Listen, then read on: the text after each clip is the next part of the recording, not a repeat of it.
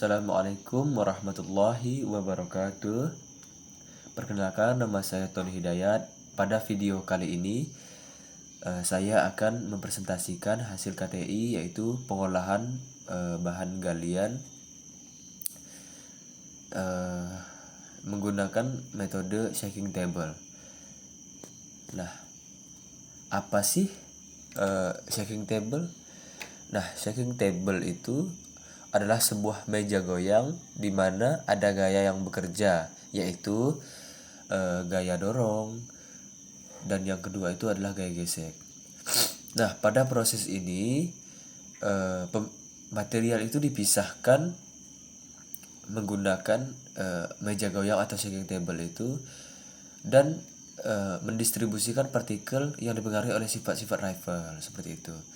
Nah, kemudian kita masuk kepada tujuan dan manfaat. Nah, tujuannya adalah yang pertama, mengetahui prinsip kerja dari alat shaking table, dan yang kedua, mengetahui nilai recovery dari proses pemisahan. Yang ketiga, mengetahui nisbah konsentrasi dari proses pemisahan. Nah, manfaatnya apa? Yang pertama, dapat melakukan pemilihan alat shaking table dengan tepat sesuai dengan kondisi umpan atau material. Yang kedua, mengetahui hubungan antara kecepatan aliran air dengan hasil penggunaan shaking table. Dan yang ketiga, mengetahui hubungan antara persentase konsentrat dengan nilai recovery dan nisbah konsentrat. Kemudian alat dan bahan. Alat dan bahan yang digunakan dalam metode shaking table adalah yang pertama, tentu saja shaking table atau meja goyang yang berfungsi untuk mengayak material atau umpan sehingga dapat dipisahkan menjadi 3 bagian, yaitu ada tailingnya, ada middlingnya, ada juga middle-nya, ya. Dan yang kedua itu adalah neraca digital. Nah, neraca digital yang digunakan ini berfungsi untuk menimbang sampel umpan atau material. Yang ketiga itu kuas. Kuas juga digunakan sebagai pembersih cawan, pembersih wadah-wadah lainnya dari debu dan kotoran yang menempel pada cawan atau wadah-wadah lainnya. Kemudian wadah ini tempat material, ya. Cawan juga, tapi cawan ini lebih kecil. Dan yang keenam itu ada ATK, alat tulis, ya. Yang ketujuh itu ada penjepit. Kemudian yang ke-8 itu ada desikcator. Desikcator itu seperti gelas tapi mempunyai tutup, ya.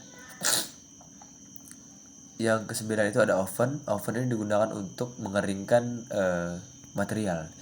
Yang ke-10 itu ada sarung tangan. Sarung tangan itu digunakan untuk mengangkat material dari oven. Yang ke-11 itu ada baskom. Baskom itu tempat air.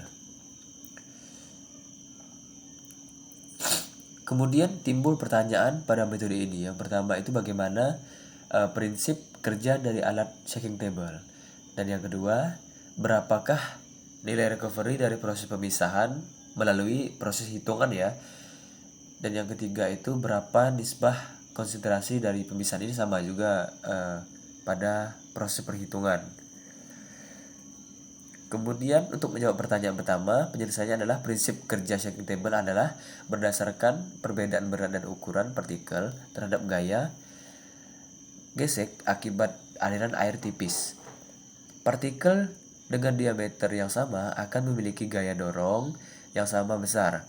Apabila spesifik graviti berbeda, maka gaya gesek pada partikel berat akan lebih besar dari partikel ringan.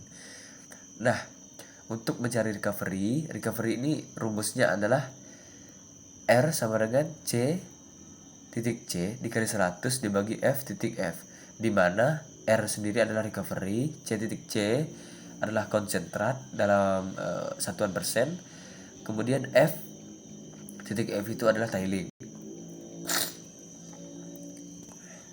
Nah, untuk mencari nisbah konsentrasi, kita perlu menggunakan rumus K sama dengan F dibagi C, di mana K itu adalah nisbah konsentrasi, F itu sama dengan fit, dan C itu sama dengan konsentrat.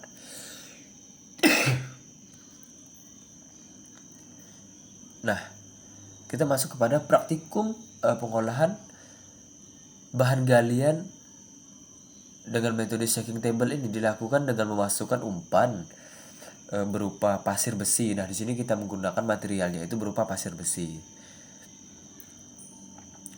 Kemudian meja tablenya itu medianya air. Nah, seperti gambar itu disiapkan beberapa baskom dengan air di dalamnya. Kemudian ditaruhlah air tersebut di meja shaking table itu sebagai medianya. Kemudian produk yang dihasilkan itu ada 3, yaitu berupa konsentrat, middling, dan tiling. Tiling itu berupa pengotor dari pasir besi tersebut. Kemudian konsentrat ini adalah mineral yang terpisah dari tiling setelah dilakukan shaking, telah dilakukan pengayakan. Setelah proses pemisahan selesai, maka konsentrat kemudian dikeringkan menggunakan oven. Nah, ini adalah fungsi oven untuk mengeringkan konsentrat seperti yang tadi setelah saya katakan.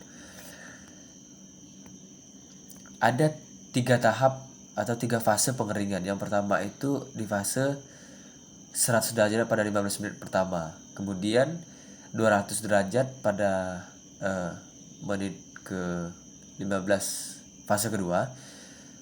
Kemudian yang terakhir itu adalah 150 derajat di 15 menit terakhir.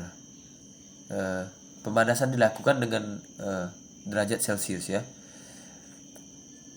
Nah, ini adalah mekanismenya seperti gambar di samping ini. Mekanisme pemisahan shaking table. Nah, apa saja sih faktor yang mempengaruhi kapasitas shaking table?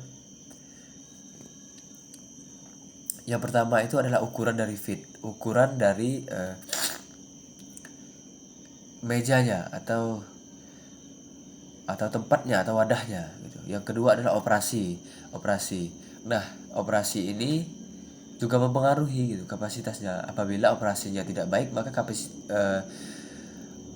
berpengaruh juga pada kapasitasnya gitu.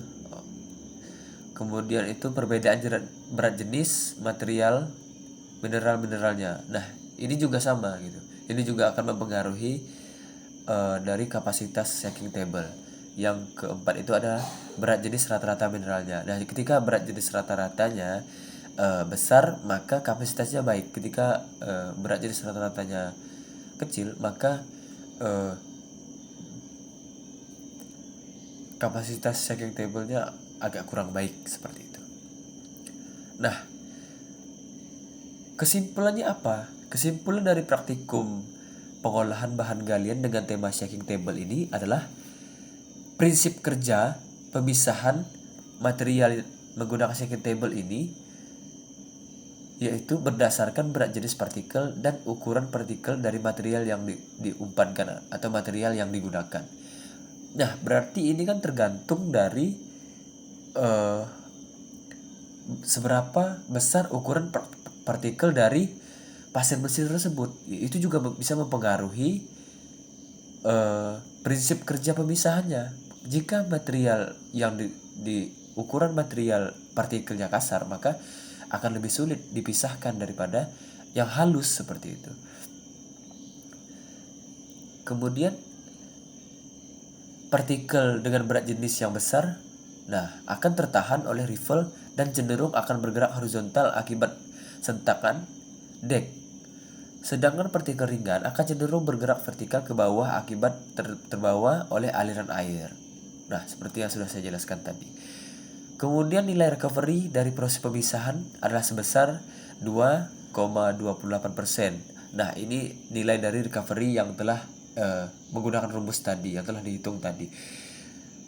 Nilai recovery sangat dipengaruhi oleh konsentrasi besi dan logam berat lainnya dalam material, kemiringan dek, atau kecepatan aliran air. Semakin aliran air ini medianya itu semakin cepat kita shaking pada table tersebut, maka aliran airnya juga semakin cepat seperti itu. Nah, kemudian nisbah konsentrasi. Proses pemisahannya itu sebesar 50,94%. Dalam 1% ini ya. Nilai nisbah konsentrasi juga sangat dipengaruhi oleh konsentrasi besi dalam umpan. Nah, konsentrasi dalam pasir besi ini juga sangat mempengaruhi nisbah konsentrasi seperti itu. Kemudian kemiringan dek dan kecepatan aliran air sama seperti nilai recovery seperti itu. Nah, baiklah, mungkin itu saja yang bisa saya sampaikan. Terima kasih. Salam dari Teknik Pertambangan.